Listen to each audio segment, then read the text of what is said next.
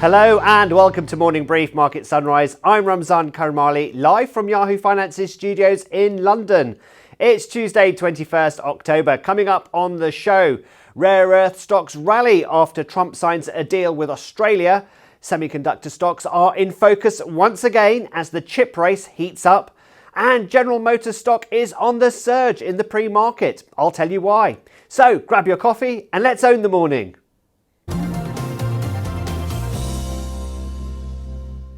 Well, let's kick off the things you need to know before the opening bell rings by taking a quick look at where US stock futures stand. Well, after Wall Street's rally yesterday, which was powered by record-breaking runs in tech and chip stocks, things look to be slightly on the back foot today. Investors will be looking ahead to more earnings. The big one after the closing bell will be Netflix. The next thing you need to know about is that President Donald Trump and Australian Prime Minister Anthony Albanese signed an agreement on critical minerals yesterday in a move seen as putting pressure on China to also strike a deal with the US. Remember, President Xi recently restricted exports of rare earth materials. Well, after that deal was inked, rare earth shares jumped in Sydney. Trump still insisted he expects to reach a fair trade deal with Chinese President Xi Jinping, with a meeting due to take place later this month in South Korea and the president's potentially meeting early next year in China. And the last thing you need to know is that CoreWeave CEO Michael Intrater said that the firm's proposed acquisition of Core Scientific would be a, quote, nice to have rather than a necessity, as shareholders prepare to potentially block the deal. In July, AI cloud provider CoreWeave proposed an all-stock deal valued at around $9 billion to buy the Bitcoin miner and data center firm Core Scientific. Now, the deal has received criticism. Yesterday, key proxy advisor Institutional Shareholder Services recommended that shareholders vote against the acquisition. They went on to point out that Core Scientific's share price has continued to rise after the deal was announced, which suggests that some investors think that the company is valued higher than what CoreWeave has offered. Okay, moving on now. And as we all know, yesterday, Amazon's cloud business suffered significant errors and connectivity issues, which caused widespread outage that put websites and apps offline.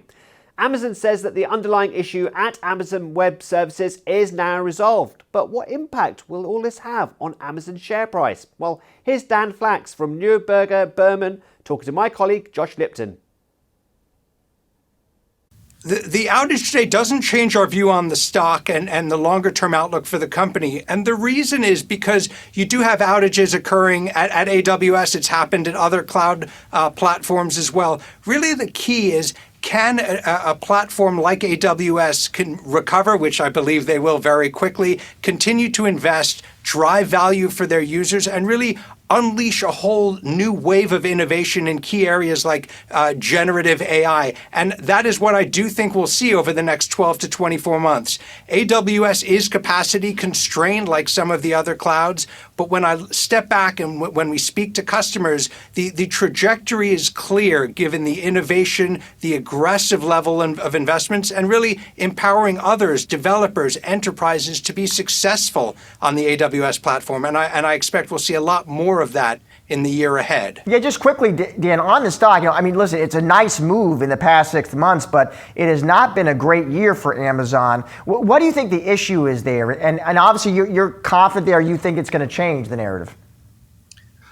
The issue is that Amazon is the biggest cloud at well over $100 billion of revenue. And so their growth rate in the high teens is slower than Azure inside Microsoft and the Google Cloud platform as well, which are smaller. Both of those platforms are executing well. And critically, this market, this cloud market, is growing at healthy double digits. And so the market is worried that Amazon is losing share to other players. What we see is a very durable double-digit growth platform, healthy margins, aggressive levels of investment and innovation. And so Amazon, in my view, can create a lot of value for customers and shareholders if it can grow in the high teens or a little bit better at times. But that's the very near-term worry, Josh. I look out and think that they're laying the foundation for continued strong growth in the next 12 to 18 months. Well, for market movers, we're going to focus on earnings. Well, we start with the car giant GM. General Motors, it raised its full year outlook and posted third quarter results that topped Wall Street estimates on better than expected pickup truck sales and fresh relief from the Trump administration's tariffs on auto parts. Its share price in the pre-market is up pretty sharply. Let's have a look at that share price right now. Up over nearly 8%. GM said that adjusted earnings before interest and taxes will be $12 billion to $13 billion in 2025. That's up from a previous range of $10 to $12.5 billion. The bullish outlook comes as GM has seen a jump in sales of high-margin gas-powered SUVs and trucks, partly enabled by swings in the federal emissions policy. Now, next up, we have Coca-Cola. And again, it looks like a beat here too. Q3 revenue and adjusted earnings per share came in better than expected. Revenue was $12.5 billion versus a street estimate of $12.3 billion. Earnings per share came in at 82 cents. Analysts had been predicting 78 cents. So shares up over 2% in the pre-market. Now, remember, later on Yahoo Finance, we'll be speaking to the president and CFO of Coca-Cola, John Murphy. So you'll want to stay tuned for that. All right. Next up, GE Aerospace. Now, General Electric has raised its full year outlook for a second consecutive quarter due to strong air travel demand. The company raised its forecast for adjusted revenue growth to high teens from mid-teens, as well as for operating profit and free cash flow. GE Aerospace shares have soared more than 80% this year, driven by a rebound in global air travel and rising demand for maintenance and new engines. And shares up in the pre-market too.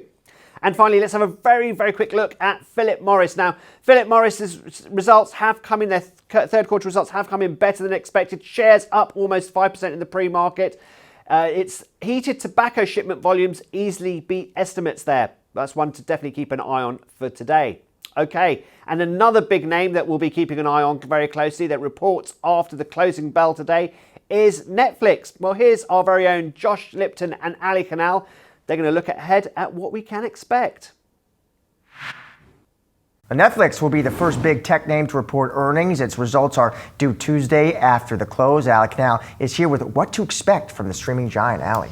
Hi, Josh. Yeah, well, the big question mark is whether or not Netflix can sustain its growth amid really high valuation risk. So the stock trades at around 45 times forward earnings. It's up around 40% since the start of the year. But we have seen the stock lag in recent months as valuation concerns start to emerge. We also had Elon Musk calling for a boycott of the streaming company, although analysts have pretty much shrugged that off at this point. But it's really all going to be about the advertising momentum. Netflix recently signed deals with Amazon, with Spotify. There are some Wall Street strategists out there who say a lot of that optimism has been priced in to the current share price. But if we take a look at Bloomberg consensus estimates, analysts expect revenue of $11.52 billion and earnings per share of $6.94. That's both roughly in line with Netflix's guidance. Now, Morgan Stanley analyst Ben Swinburne said he's confident in the longer term story here for Netflix, calling for double-digit revenue growth, 25% annual EPS gains through 2028. And he says that's going to be powered by continued pricing strength, disciplined content spend, and continued scaling of those ad economics. Now, the lofty valuation means that there's little room for error here. And that's exactly what we saw the last time Netflix reported. They beat on both the top and bottom lines. They raised full year guidance, but the stock did fall in after hours trading after the results because it just wasn't at the level that those investors expected. So that's often the warning sign and the double-edged sword that we've been hearing heading into this latest earnings season, that if you're not able to clear that high bar, the stock is going to be punished a bit here. So overall, I expect strong results, especially as we have live events continuing to outperform. We have the return of key programming. Nobody Wants This, which I'm very excited about. It's coming out this week. Stranger Things coming out at the end of the year. So that's only going to continue to boost engagement, which is key for a company like Netflix.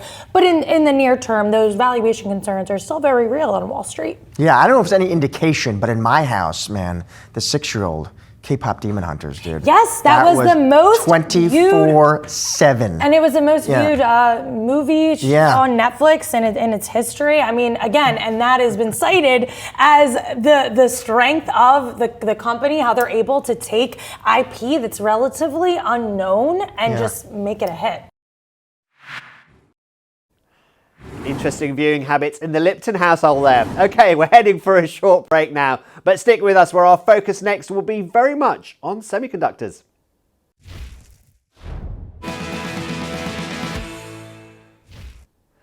Welcome back to Market Sunrise. Now, investment in infrastructure by multinational companies has been a big economic driver in recent times. The ongoing US-China trade war has also spooked global markets on the supply of crucial rare earth elements from the Asian superpower. The demand for structural supply chains supporting digital and technological transformation has never been higher. Infrastructure stocks and investments have kept growing despite fears of an AI bubble. Well, earlier this year, SoftBank announced plans to invest hundreds of billions of dollars to build new data centers in the US to help power AI, and several major US companies announced similar plans in the UK, partly relating to quantum computing and nuclear power. Well, Philippe Camus, chairman of infrastructure for Goldman Sachs Alternatives, spoke to Julie Hyman about why his firm is predicting that private investment in infrastructure could grow to $2 trillion by 2030. When you talk about infrastructure, hijacks a lot of the attention. But infrastructure is really not static. You know, we've been investing in this asset class for 20 years. And when we started, people thought infrastructure was all about roads and ports and airports and regulated utilities, and that was it. And there was no digital infrastructure did not exist, renewable energy did not exist. And then you fast forward to today, and when you talk about infrastructure, you think of digital and then you think of data centers. The truth is, infrastructure is really firing from every single cylinder that it represents today. You think of transport, the capital required to upgrade all of our stock of, ports, roads, airports is massive. You think of energy, all of the investments for the energy transition, massive. Digital, you talked about it. Data centers, all of the energy to power the data centers. It's a huge demand for capital. And I think we are today at a point when the supply of capital is greater than it's ever been. So infrastructure as an asset class has really grown to $1.5 trillion today, coming from 50 trillion when we started. But the demand for that capital is also massive. And again, energy is a big part of it, but it's really, the demand is there for every single subsectors we invest in. So there's a lot of demand, there's a lot of capital. It is private investment, but infrastructure as an asset class is perhaps unique in that it also needs that public component, whether it's policy, whether it's co-investment, whether it's regulation. So where are we on that front? So one way to think about this is when you invest in infrastructure, a little bit like real estate, you have a concept of core infrastructure. Think of it as your roads and your airports and your electricity and your gas. But then you have a core plus and a value add where you move up the risk spectrum. If you think of core, you do need government subsidies. You do need government contracts. But as you move up the risk spectrum and you go to value add, that need for subsidies, for contracts is much less important. And so there will be lots of different places that will require government help, some that will not. We tend, as an investor, to focus on value add, where we don't need government help. We like to go where we know that what we invest in works on its own, on a standalone basis, without subsidies, if you want. So where are some of the most exciting opportunities you're seeing now in that value add piece? So really, we see a lot of exciting opportunities. I think waste, the circular economy is a huge part of what we are focused on. When I think of waste, I think of all the biosolid, the municipal waste, but also managing that waste that used to be dumped, that now is not dumped anymore, is really kind of recycled as much as possible. Waste to energy. Waste to energy is really exciting because you both manage the waste, you recycle the waste, but you transform that waste. You reuse it. And so we do pre-consumer waste to energy here in the US, treating the waste from big corporations, people that handle the waste, transforming into biomethane gas. In Europe, we do agricultural waste to biomethane. So taking the farmers' waste and putting it into the grid. There's a huge demand for that because it's green gas, it's recycled gas, and it sells for a significant premium to where the spot price for gas is. And so that's the kind of stuff that we are really excited by. We are also big investors in the circular economy, doing what we do better. So for example, we provide modular units for education, for daycare, for construction sites, big infrastructure. So these are model units that are in timber, wood. So they recycle, you can move them.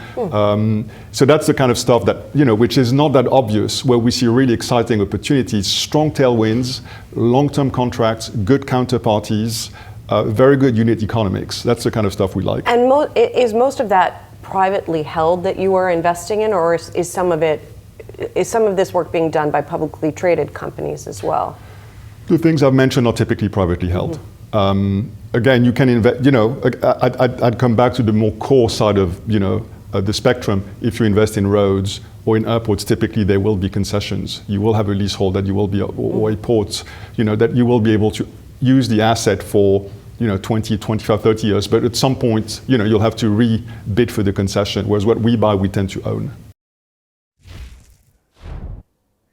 Okay, time for a quick break now, but we'll be back shortly with today's trending tickers, including one mini stock that has eyes on a bigger stock like Nvidia and wants to challenge.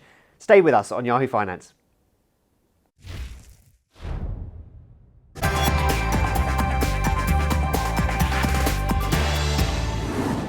Okay, it's time now for today's trending tickers, and we start with two tiny stocks that are suddenly getting a lot of attention. First up, Beyond Meat, the plant-based meat maker, shot up around 127% to $1.47 per share yesterday, and it's up again, almost 30% in the pre-market. Look at that, near 191 now. Okay, classic example of a retail traders piling into a classic meme stock moment.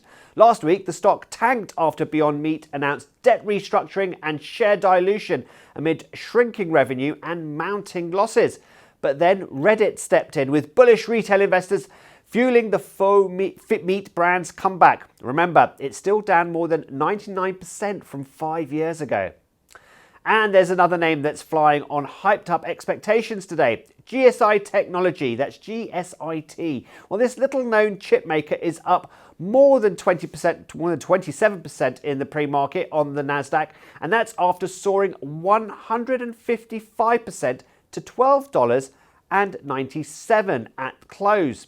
There's a very clear catalyst. A Cornell University study showed that GSI's chips can match Nvidia's GPU technology while consuming 98% less energy and completing jobs 80% faster. That would obviously be a massive game changer for the AI boom, if confirmed. For now, with the company's little revenue and high costs, the story is all about potential rather than current fundamentals. And staying on chips, that's definitely our main topic today. There's one stock that stands out after the deal between the US and Australia yesterday around rare earths. Alcoa closed up 7.5% today in Sydney, Australia, after the company emerged as a beneficiary of new funding for critical mineral projects. An Alcoa-led gallium plant in Western Australia may end up supplying up to 10% of global gallium, which is very, very important in electronics. Okay, now it's time to take a look at Tesla as investors gear up for much anticipated earnings report that comes out tomorrow. So what's next for the car maker after the expiration of generous tax breaks in the US? Well, my colleague Josh Lipton discussed what's at stake with Al Root from Barron's.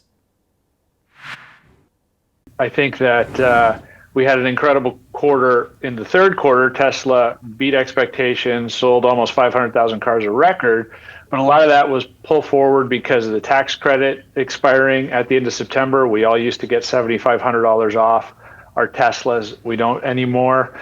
And so I think it's just too early to say that. They launched the standard versions of the Model 3 and the Model Y, right? So, Musk in the second quarter call said, we're preparing for a couple of rough quarters. I still think we should be in that mode of preparing for rough quarters. I think the demand outlook for EVs in the U.S. is EV sales in China are slowing down. Tesla's going to probably have its first decline year over year in China ever. So there's still some concerns on the car side. But Josh, the issue is, what do we care about cars anymore? It's all AI. It's all AI. So let's go there. I mean, what do you think we hear about robo-taxis, for example, Al? So I think on the quarter, what you're looking for is expansion into other cities and then expansion in Austin, Texas, right?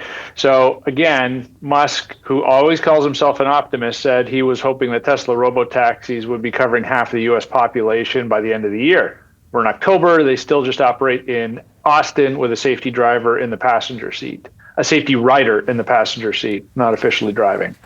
Now, the bulls will say, well, they've expanded the service area in Austin really, really quickly. The bears will say, wait a second, you don't even do this in 2 cities yet.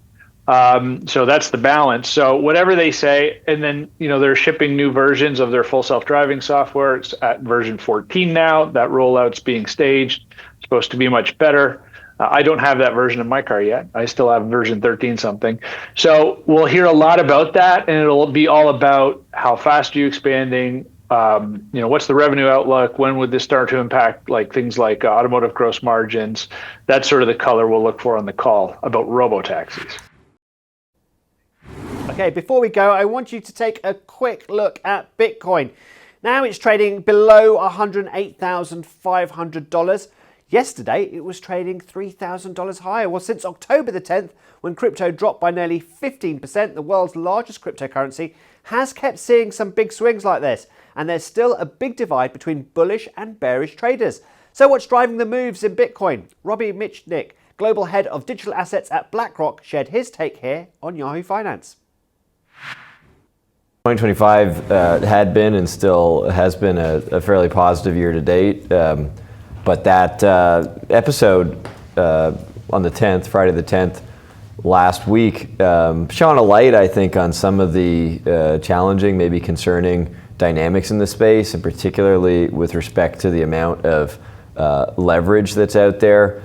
If you look at the sort of offshore futures trading market, the open interest in that is less than 2% of the total value of Bitcoin, but it represents 70% or more of the trading volume. And so what you have is this tiny slice of the market that actually trades a significant majority of it with much higher frequency and in a much more speculative kind of volatile way. And that creates a lot of confusion for investors when you have these whipsaws that don't seem to make sense from a fundamental perspective. Okay, before we go, let's have a quick check in on the markets. Let's start with gold. We've just seen what's happening with Bitcoin. Well, gold is actually down as well. And that's really basically on the hopes that we could get a trade deal between China and the US. There's greater hopes for that as well. Possibly also on the fact that, markets are feeling a little bit more buoyant yesterday as well. So gold is feeling the pinch, down almost 2%. Let's move on to see how US futures are looking. And they have actually a couple have just ticked up back into the green. We were all red just a few moments ago. Markets seem to be slightly on the back foot compared to what they delivered yesterday. That was driven by chip stocks, as I said earlier, but down a bit of a mixed picture. Okay, that's it for Market Sunrise for this morning. Stay with Yahoo Finance for continuing live coverage of the markets and your money all day on streaming and online. I'm Ramzan Karmali. Go own the morning.